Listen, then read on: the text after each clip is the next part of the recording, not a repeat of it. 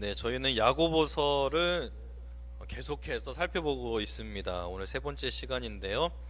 우리가 첫 주에는 첫날에는 야고보서의 큰 주제 세 가지를 설명드렸습니다. 기억나시죠? 시험 또는 시련이었고요. 두 번째는 지혜의 말씀, 그리고 세 번째는 부한 자, 가난한 자, 그러니까 가진 자와 가지지 못한 자의 차별.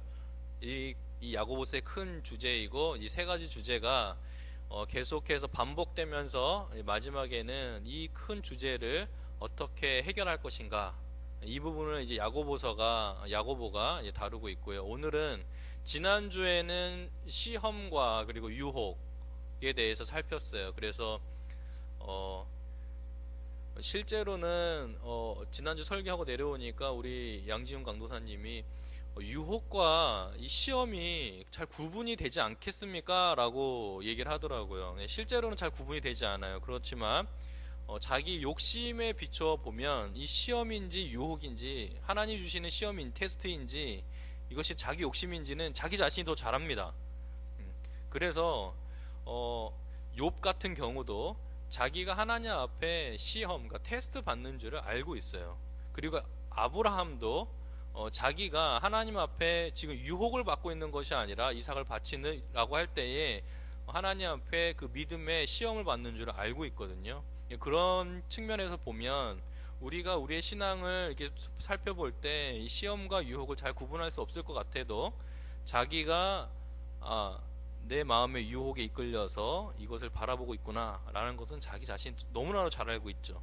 그러니까 오늘과 같은 말씀을 통해서 어떻게 보면 예방주사를 맞는 거예요. 내가 내 마음에 많이 끌려가고 그것이 나를 시험한다고 하면 그것은 유혹일 거고요. 그런데 그런 것이 전혀 없고 하나님께서 나에게 어떤 내 마음의 유혹거리는 아닌데 관계에 어떤 어려움들이라든지 아니면 시련들이 올 때에는 하나님께서 나에게 좀 더 온전한 신앙으로 살아가도록 나를 시험하시는구나, 이렇게 이해하시면 좋을 것 같아요. 오늘이 두 번째 시간인데 말씀에 관한 거예요. 지혜의 말씀이라고 하면 좀 더 명확해질 것 같아요. 그래서 오늘 말씀을 어떻게 해야 되느냐, 순종하기 위해서 듣는 거예요. 오늘 말씀의 제목이거든요. 순종하기 위해서 듣는 거예요. 그래서 오늘 19절에 딱 보니까 주제를 딱 던져줘요. 듣기는 속히 하고 말하기는 더디게 하고 성내는 것도 더디해라. 그래서 듣는 것은 속히 하라고 했을 때 이 듣기를 속히 한다는 이 말은 서두르고 재빠르게 들어라, 이런 말 표현이 되겠고요. 말하기는 더디하고 성내기도 더디하라. 그러니까 말하는 것과 그리고 화가 아니라 분노라고 표현하는 게 더 적극적일 것 같아요. 말하는 것과 분노를 표출할 때에는 더디하라. 그러니까 하지 말라는 게 아니라 조금은 주저하고 지체해서 내가 말하는 것이 분명하게 전달할 것인지 다시 한번 되새겨보고, 화를 내기 전에, 분노하기 전에 조금 더디해서 내가 분노하는 것이 정말 하나님의 말씀에 비추어서 의로운 분노인지, 아니면 나의 욕심과 아니면 나의 어떤 성질에 의해서 내는 것인지를 너희들이 살펴라 라고 오늘 주제를 던져주고 있어요. 그런데 20절에 꼬리를 무는 것이 뭐냐면 성내는 것이라고 했어요. 그러니까 성을 내는 것, 그래서 분을 내는 것이 이루지 못하는 것이 있는데 하나님의 의를 이루지 못한다. 여기 로마서 1장 이제 16절과 17절에 나오는 하나님의 의하고는 다른 개념이에요. 여기서의 하나님의 의는 예수 그리스도의 그 십자가 죽으심의 그 복음을 의미하는 하나님께 베푸신 그 의가 아니라, 공의가 아니라 이 땅에 살면서 하나님께서 우리 성도들에게 부지런하게 의로운 삶을 요구하실 때의 그 의예요. 그러니까 이게 정의라고 하면 되겠네요. 이 정의를 계속 요구하시는데 이것을 이루지 못해요. 무슨 말이냐면 이 땅에서 그리스도인으로 살도록 부르심을 받았는데 여기서 화를 내고 분노를 표출하게 되면 결국에는 하나님께서 이 땅에서 거룩하고 의롭게 살아가라고 한 그 말씀에 벽이 생기고 장애물이 생긴다는 말이에요. 그러면 성내지 않고 어떻게 살 수 있을까요? 화를 내지 않고 분노하지 않고 어떻게 살 수 있을까요? 그런데 우리가 보면 우리가 하나님의 거룩한 것에 화나 분노를 표출하는 것보다 어떤 자기의 이익과 아니면 불편한 점, 내 욕심에 따라서 화를 더 많이 해요. 그리고 이런 화를 내다 보니까 말도 같이 빨라지고 말을 많이 하게 되고, 그리고 이 말도 거칠어지는 거죠. 그래서 말을 더디하라 그리고 성을 더디하라는 사실 함께 가는 거예요. 함께 동일한 상황에서 같이 나오는 거기 때문에 이 두 가지를 야고보가 강조하고 있어요. 21절에 보니까 더러운 것과 넘치는 악을 내버리고 했어요. 이 내버리고라는 이 단어가 좀 중요해요. 이 내버리고라는 이 단어가 베드로 전서하고 바울 서신에서 종종 뭐와 같이 나오냐면, 그러니까 회심과 세례의 개념하고 같이 묶여져서 나와요. 왜냐하면 이 내버리다라는 게 그리스도가 되기 이전의 삶과 생활 그리고 태도들을 벗어버리라는 거거든요. 사도 바울은 그 옷을 벗어버려라 이렇게 얘기를 해요. 그래서 이 회심과 그리고 세례의 개념 속에서 내버리라 라는 표현은 결국 내가 갖고 있었던 이전의 더러움과 그리고 세속적인 것들을 다 옷을 벗어 던지듯이 다 버려서 없애야 되는데, 우리가 말을 더디하는 게 아니라 주저없이 하고, 그리고 화내는 것을 주저하거나 지체하지 않고 화내는 것을 즐겨 한다고 했을 때 결국에는 더러운 것과 넘치는 악이 우리 안에 계속 쌓이게 될 거예요. 이것을 내버리라는 거예요. 그런데 그러면 내버리고 그럼 무엇을 안으로 받아들일 것이냐, 너희가 이것을 내버렸으면 그럼 어떠한 것을 내 안에 받을 것이냐 라고 했을 때, 너희 영혼을 능히 구원할 마음에 심어진 말씀을 온유함으로 받으라 라고 했어요. 여기서 온유함으로 받으라 했을 때 이 온유함이라는 게, 그러니까 아무 일을 당하더라도 가만히 있고 또 억울한 일을 당해도 그냥 무조건 순종하고 이런 뜻이 아니에요. 그러니까 어떤 악이나 분노 그리고 억울한 일 때문에 좌절되는 거, 이런 것들을 내가 성을 내고 말을 많이 하고 자주 해서 결국에는 이것을 통해서 하나님의 의의를 이루지 못하게 막기보다는 조금 더디해서 참을성을 가지고 더디해서 삼가는 태도를 온유함이라는 거예요. 그러면 너희가 어떻게 이 온유함을 유지할 수가 있느냐라고 했을 때 너희 마음에 심어진 말씀이라고 했거든요. 너희 마음에 심어진 말씀. 마음에 심어진 말씀이 무엇인가 생각해 봐야 돼요. 그런데 이 단서가 있어요. 너희 영혼을 구원할 말씀이라고 했거든요. 이게 우리가 지난주에 살펴본 18절에 진리의 말씀으로 우리를 낳으셨다 할 때 이 진리의 말씀과 같은 의미의 문구예요. 마음에 심겨진 말씀이. 지난주에 우리가 진리의 말씀이라고 했을 때 이거를 복음이라고 했거든요. 복음, 에베소서 골로새서에서 등장하는 말씀의 문구를 따라서 복음 곧 진리의 말씀으로 너희를 낳았다 했기 때문에, 그러면 마음에 심겨진 말씀이라는 건 결국에는 예수 그리스도께서 십자가에 죽으시고 부활하셔서 그 죄 없이 하시는 그 복음의 은혜를 우리에게 적용하시는 그 심겨진 그 말씀, 그 심겨진 말씀이 곧 우리의 영혼을 능히 구원시키는 거거든요. 그러니까 마음에 심겨진 말씀이라는 것은 복음을 말하는 거예요. 그 복음을 온유함으로 받으라. 무슨 말이냐면 복음으로 인해서 내가 성을 더디할 수 있고 말도 더디할 수 있다 이 말이에요. 복음을 통해서.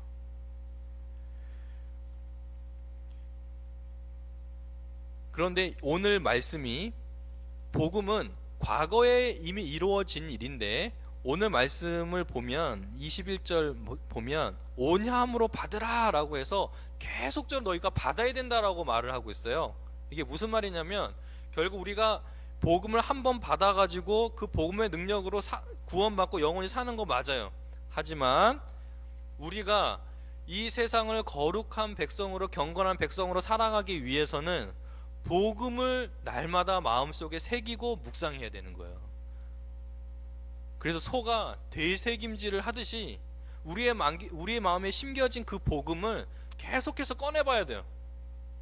거기에 나의 정체성이 있는 거예요. 그래서 온유함을 가지려면 결국에는 예수님을 따라갈 수밖에 없는 거예요. 예수님을. 그래서 온유함과 상징되는 동물이 양인 것처럼, 그래서 그 성품이 화를 좀 덜 내고 그리고 말을 좀 덜 하고 오히려 하나님의 말씀을 듣기를 속히 해서 그 복음의 말씀으로 지금 있는 상황, 그러니까 시련과 시험의 모든 고통 중에서 견디고 이겨내라는 말씀을 이어서 계속 하고 있는 것입니다. 그런데 22절 보면 갑자기 뉘앙스가 바뀌어요. 뭐가 바뀌냐면, 너희는 말씀을 행하는 자가 되고 듣기만 하여 자신을 속이는 자가 되지 마라. 아까는 듣기를 속히 하라고 그래 놓고서 이 속히 듣는 것을 듣기만 하지 말고 너희들 행동도 해야 된다, 이렇게 얘기를 하고 있는 거예요. 19절의 말씀과 좀 대조적인 것 같은데, 들은 말씀을 행동으로 옮기라라고 또 이 듣는 것을 발전시키고 있는 건데, 우리가 이 말씀을 산상수훈에서 이미 들었어요. 그러니까 마태복음 7장 24절부터 26절에 이 반석의 비유를 들어서 누구든지 나의 이 말을 듣고 행하는 자는 반석 위에 지은 지혜로운 사람 같으니, 이렇게 했거든요. 그러니까 예수님께서 말씀하신 게 뭐냐, 산상수훈의 말씀을 듣고 행하는 자는 반석 위에 집을 지은 것 같다. 그럼 반대로 말씀을 듣고 행하지 않는 자는 그 집을 모래 위에 지은 자 같다. 근데 어리석은 자라고 표현했거든요. 어리석은 자. 이 결과를 어떻게 할 수 있느냐라는 거예요. 그냥 보면 몰라요.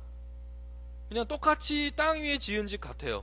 근데 모르는 거예요. 근데 언제 하냐면, 이제 비가 오고 홍수가 나고 바람이 불면 그 집의 상태를 알 수가 있는 거예요.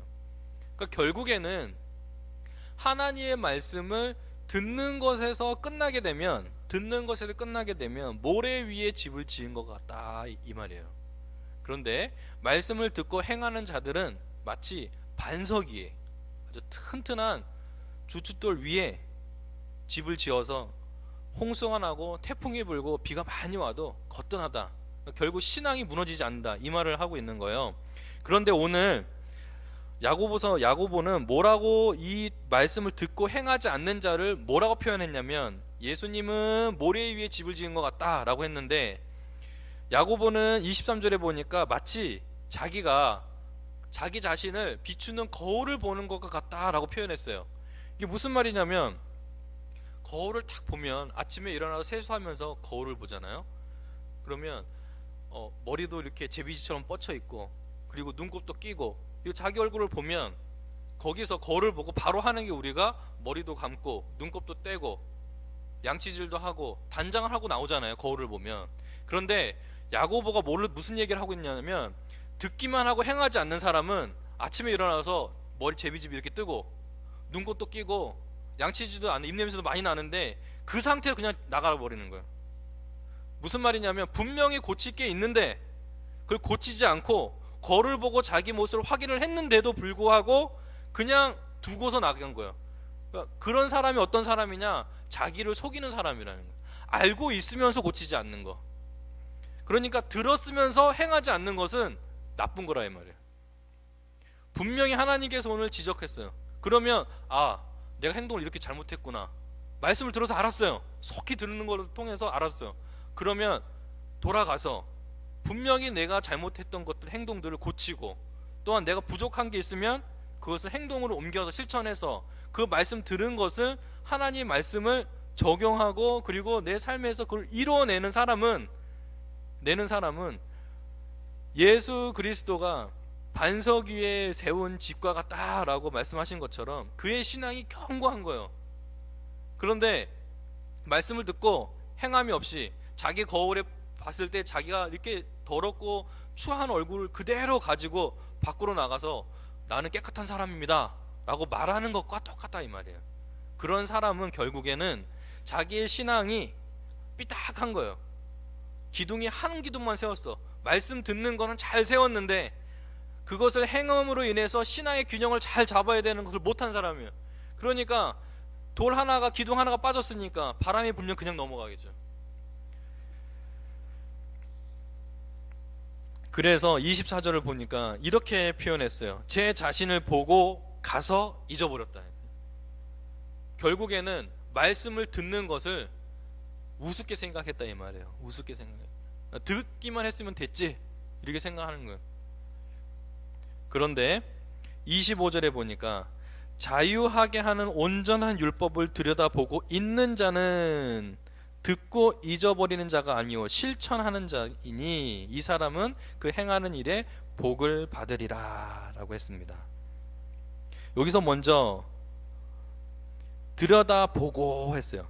들여다보고. 이 들여다보고가 뭐냐면 허리를 굽혀가지고 여기 물건이 있는데 허리를 굽혀서 자세하게 보는 거예요. 이게 무엇인지. 그러니까 무엇을 보고 있냐면 온전한 율법을 보고 있어요.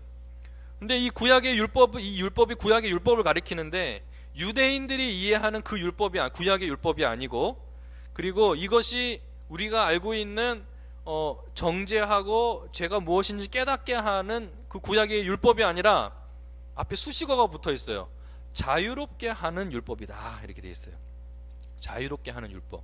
그러니까 결국에는 이 율법이 사람을 옥매이거나 속박하거나 짓누르거나 정죄하지 않고 오히려 이 율법이 우리를 자유케 해요.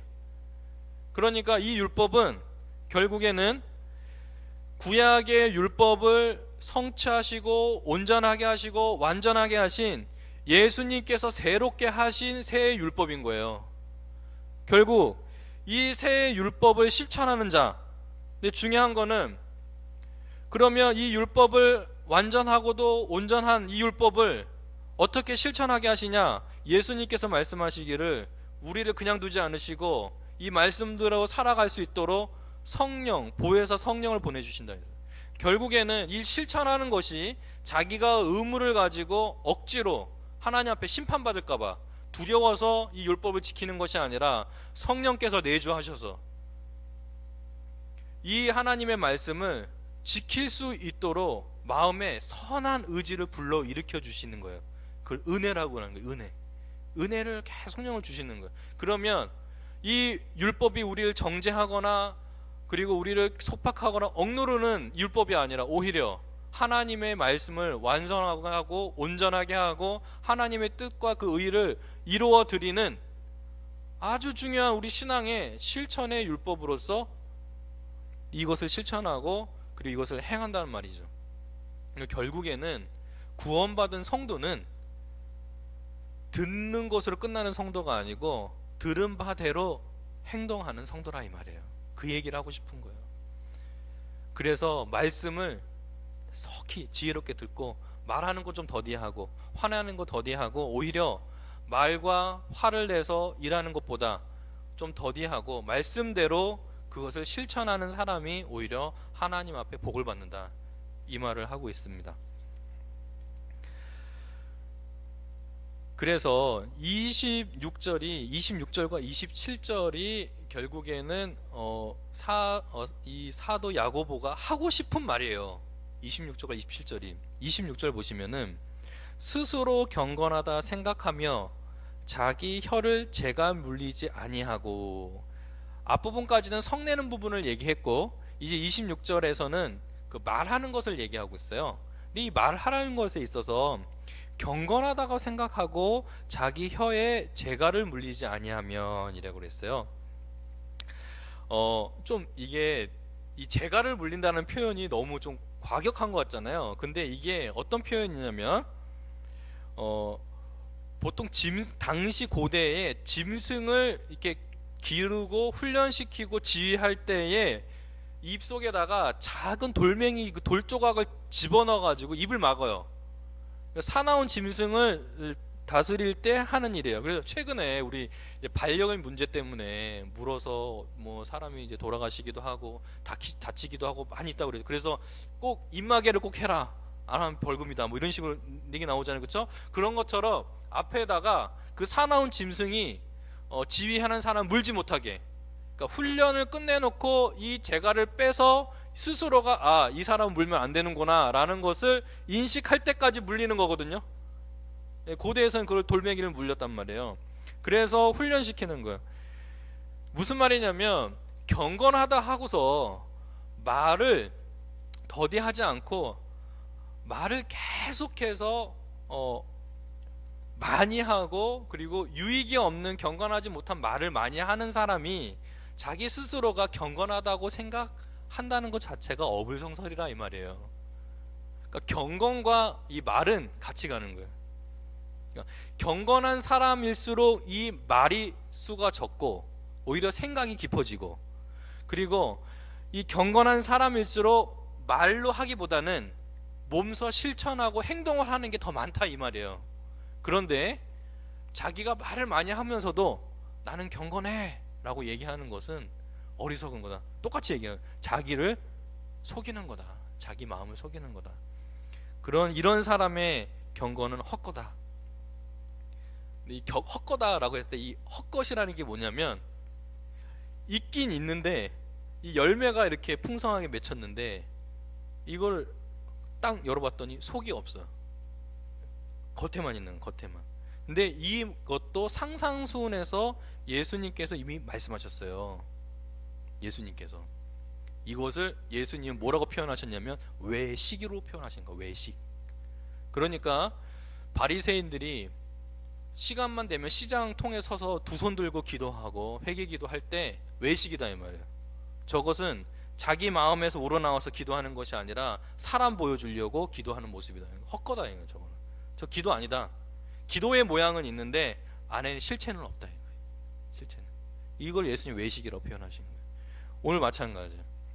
경건하다고 생각을 하고 자기 입을 제어하지 못하면, 나중에 이 말에 대한 것은 3장 2절에서도 강조하거든요. 3장 2절에서도 우리가 다 실수가 많으니 만일 말에 실수가 없는 자라면 온전한 사람이라 능히 온 몸도 굴레에 씌우리라. 그러니까 이제 야고보가 이제 뒤 3장 하면 이 재갈 물리는 것을 다시 좀 설명할 거거든요. 그때 가서 더 구체적으로 설명을 드리고, 그러면 지금 앞에서 설명한 모든 것, 듣기는 속히 하고 말하는 것은 더디하고 성내는 것도 화내는 것 더디해라. 왜냐하면 하나님의 의의를 드러내지 못하게 한다. 성내는 사람은 이렇고 말하는 사람은 이렇다. 결국에는 성내는 사람, 말을 더디하지 않는 사람, 그리고 그러니까 듣기를 속히 하지 않는 사람, 듣지 않는 사람, 이런 사람 모두가 다 어떤 사람이냐? 경건치 하지 못하고 듣기만 하고 행동하지 않는 사람이다. 근데 이것을 왜 야고보가 강조를 하냐면, 하나님의 말씀을 알긴 알고 듣긴 듣는데 이게 왜 문제가 되느냐 이 말이에요. 이것이 왜 문제가 되느냐. 이유가 27절에 나와요. 27절에 이제 수능이 왔는데 학원 같았으면은 별표를 한 3만 개를 하라고 그랬을 거예요. 막 별표 막 하라고 그래요. 27절이 별표예요. 여기서 두 가지를 이야기하고 있어요. 하나님 아버지 앞에서 정결하고 더러움이 없는 경건은, 그러니까 이 경건이라고 했을 때 결국에는 말씀을 듣고 행하는 것이 경건이라는 거예요. 그런 경건은 어떤 사람이냐? 첫 번째, 고아와 가부를 그 환난 중에 돌보고 했어요.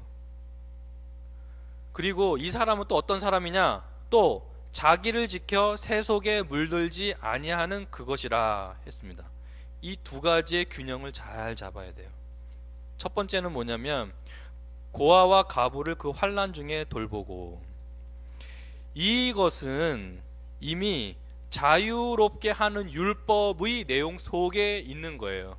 그래서 여러분들이 시간이 되시면 나중에 집에 돌아가셔서 오늘 신명기 24장을 꼭 읽으세요. 신명기 24장. 이 신명기 24장에 고아와 가부를 왜 돌봐야 되는지 이유가 거기서 나와요. 그래서 하나님의 율법의 실천이 무엇이냐? 고아, 과부, 나그네까지 포함해, 이방인까지 포함하는 거예요. 이 세 그룹을 돌보는 게 이스라엘 율법의 사명이에요. 그런데 그 안에 동족을 위한 사명도 있어요. 24장 안에는. 그러니까 24장 신명기 24장 안에는 동족에 갖고 있는 맷돌 윗짝도 뺏지 마라. 그것도 빼앗지 마라. 왜냐하면 맷돌 윗짝을 빼면 어떻게 뭘로 갈아요? 갈 수가 없죠. 먹고 사는 문제잖아요. 그러니까 빚을 져도 맷돌 윗짝은 뺏지 말라는 거예요. 먹고는 살게 해줘야지. 빚을 졌더라 하더라도. 이 동족에 대한 게 나오고 뒤 위에 고아, 과부 그리고 나그네라는 소외 계층 부분이 나와요. 그 부분들에게는 어떻게 하느냐? 세 가지를 하지 말라라고 얘기하는 거예요. 첫 번째, 추수할 날에 반 모퉁이를 베면 안 돼요. 두 번째, 열매가 있는 가지 나무를 떨궈서 열매를 떼고 나서 가지를 다시 쳐다보면 안 돼. 무슨 말이냐면 떨고 나서 안 떨린 거 없나 보지 말라는 거야. 안 떨어진 게 있으면 어떻게 하라고요? 그냥 둬라. 그리고 포도가 우두둑 떨어지잖아요. 그럼 포도로 죽고 나서 낙과가 있을 거 아니야, 떨어진 거. 그 줍지 마라. 이 세 가지 하지 말라는 거. 그럼 그거 누구 겁니까? 고아, 과부, 나그네 거예요. 그러니까 하나님께서 율법을 주실 때 이기적으로 너희만 살아라고 준 게 아니라 사회의 정의도 관심을 보이라는 거예요. 소외받고 있는 계층들이 분명히 있다. 그러면 그 사람들을 위해서 너희들이 해야 될 게 뭐냐? 하나님께서 주신 율법의 말씀이 있지 않느냐? 그 말씀이 결국 하나님을 사랑하고 이웃을 사랑하는 개념으로 지평이 넓어지니까 하나님을 사랑하는 자는 이웃을 사랑하니까 반 모퉁이를 베지 말라. 밭에 내 모퉁이가 있으면 그거를 마른 목걸로 자르는 거예요. 한마디로 말하면. 그래서 룻기서에 보면 보아스의 밭에 룻이 바구니를 들고 종을 쫓아가요. 그래서 보리 추수하는데 낫을 쳐가지고 탁탁 치잖아요. 그건 낫을 치면 칠 때마다 우두둑하고 나달들이 떨어지잖아요. 그것을 줍지 말라고 그랬어요. 그거는 고아, 과부, 나그네 거예요. 주시면 안 돼요. 그걸 줍는 거예요. 그런데 룻이 너무 이쁘니까 이방인이잖아, 나그네잖아요. 그리고 과부죠. 그리고 자기 집을 떠나온 고아잖아요. 이게 세 가지가 다 잡힌다고요. 그러니까 보아스가 뭐라고 하냐면 종들에게 낫을 쳐가지고 떨어지는 것만 줍지 말고 이거 낫을 쳐가지고 그 뭉탱이를 뒤로 던지라는 거야. 다 가져가라고. 그러니까 어마어마한 양을 이 룻이 가져가는 거예요. 이것을 기억하라는 거예요. 결국 우리가 하나님을 사랑하고 듣기만 해서 그리고 하나님을 사랑하는 것으로 끝나는 게 아니라 우리가 소외되는 계층들이 있다면 구제해야 되는 거예요. 중요한 개념이에요. 이거는 율법의 아주 중요한 목표예요. 그래서 하나님 나라 공동체에서는 굶주리는 사람이 없는 거예요. 굶주리는 사람이 없는 거예요. 심지어 고아, 과부, 나그네 있지만 종도 있을 거 아니에요? 종은 해방하는 해가 있어요. 희년을 하나님이 주시는 거예요. 희년을. 그러니까 안식일이 7번이 오면 7년이 7번이면 49년이잖아요. 그 해에 희년을 선포하고 땅의 밭도 3년을 쉬고 그때의 종되었던 종도 다 집으로 돌려보내는 거예요. 집으로 다 돌려보내요. 그러니까 종을 잡아놓고서 49년을 못 넘겨요. 다 돌려보내요. 이게 하나의 율법이에요. 그러니까 결국에는 교회 그리고 나라는 존재가 하나님만 사랑해서 나만 배불리 먹는 것은 듣기만 하고 행동하지 않는 사람이다. 이 말을 야고보가 하고 있는 거예요. 절대 그러면 안 된다. 절대 그러면 안 된다. 어느 남전도에서 우리 교회에서도 매년마다 김장을 해가지고 드리잖아요. 김장하시는 분들 정말 고생 많이 하셨을 텐데 뭐 월급을 받아요, 일당을 받아요, 아무것도 안 하거든요. 구제라는 것은 무엇인가 내가 얻고 혜택을 받기 위해서 한 게 아니라 하나님을 사랑하는 자의 아름다운 덕으로서 자연스럽게 나오는 거예요. 그래서 나를 위해서 사는 것보다 하나님께서 하나님을 사랑하는 자에게 주시는 가장 큰 은혜는 무엇이냐면 긍휼히 여기는 마음을 주시는 거예요. 그게 하나님의 마음을 부어주시는 거예요. 그 마음으로 내 주변에 도울 사람들이 있을 때 돕는 거예요. 이게 경건의 첫 번째. 근데 이것만 있으면 안 되고 두 번째, 후반절에 보니까 자기를 지켜 새 속에 물들지 않는 거라고 했어요. 무슨 말이냐면 내가 세상 도와주고 사회 도와준다고 해가지고 다 퍼주면서 자기가 새 속에 물들어 있고 자기 경건 생활을 못하는 것은 듣기만 하고 행하지 않는 사람이다. 또 반대로 자기는 새 속에서 정말 잘 지켰어요. 거룩한 성도가 되려고 모든 죄와 유혹에서 승리했어요.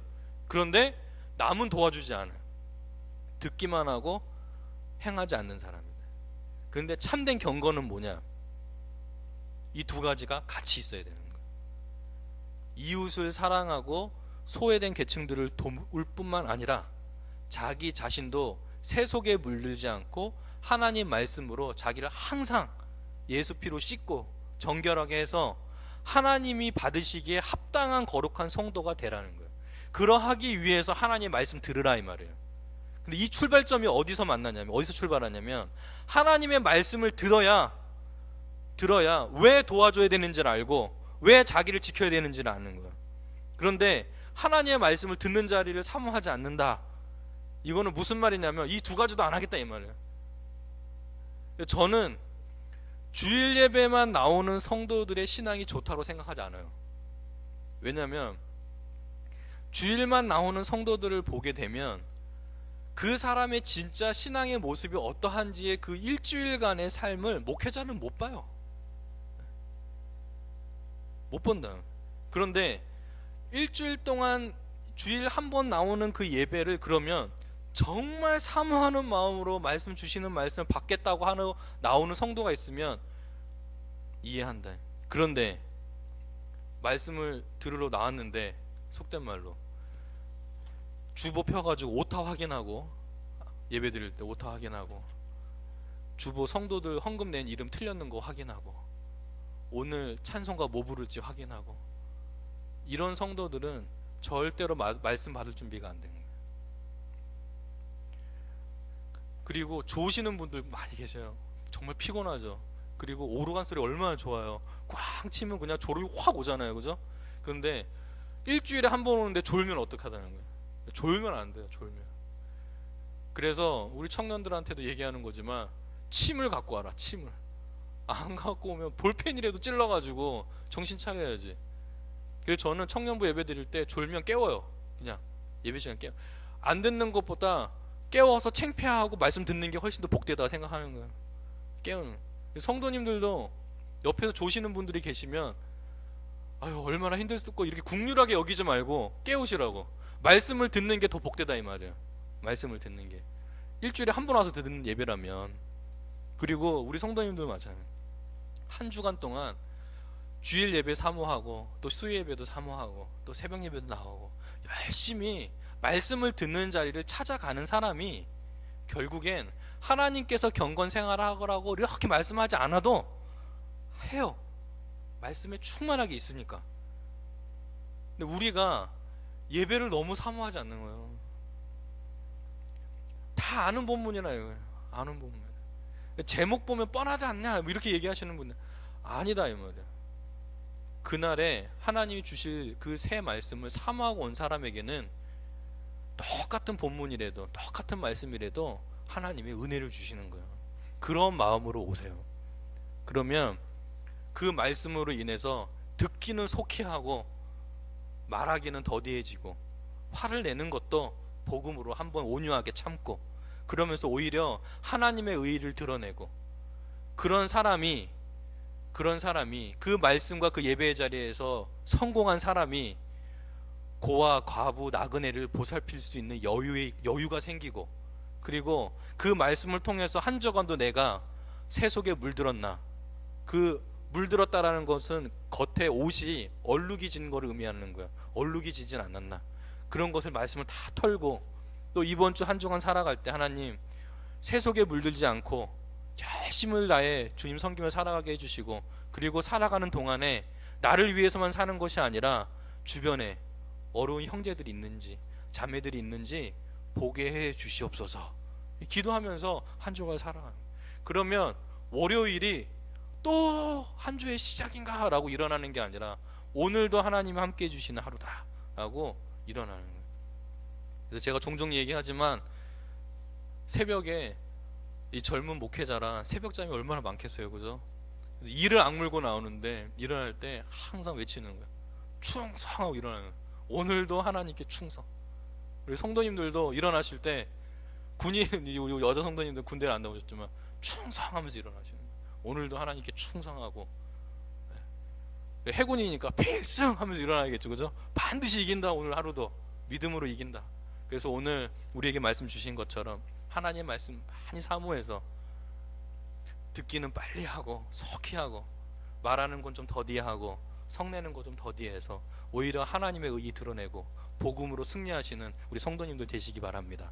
기도하겠습니다. 하나님 감사합니다. 오늘 말씀 통해서 저희들에게 이 경건의 삶을 알려주셨는데, 저희들이 항상 하나님의 말씀 듣는 것을 속히 하고, 그리고 서두르고 재빨리 하여서 하나님 말씀에 항상 있는, 또 말씀이 선포되어지고 말씀이 들려지는 자리에 저희들 항상 있게 해 주시옵고, 또 그래서 그 말씀으로 인하여서 내 자신을 이 세속된 이 세상의 악한 것들로부터 지킬 뿐만 아니라 그 지킴으로 인하여서 소외되고 그 고아와 가부와 나그네들, 어려운 계층에 있는 우리 지체들, 또한 이웃들을 살펴볼 수 있는 신앙의 여유도 주셔서 항상 하나님 앞에 이 경건의 이 기둥을 잘 세우고 반석에 세운 집처럼 능력 있게 살아갈 수 있도록 저희들 붙들어 주시옵소서.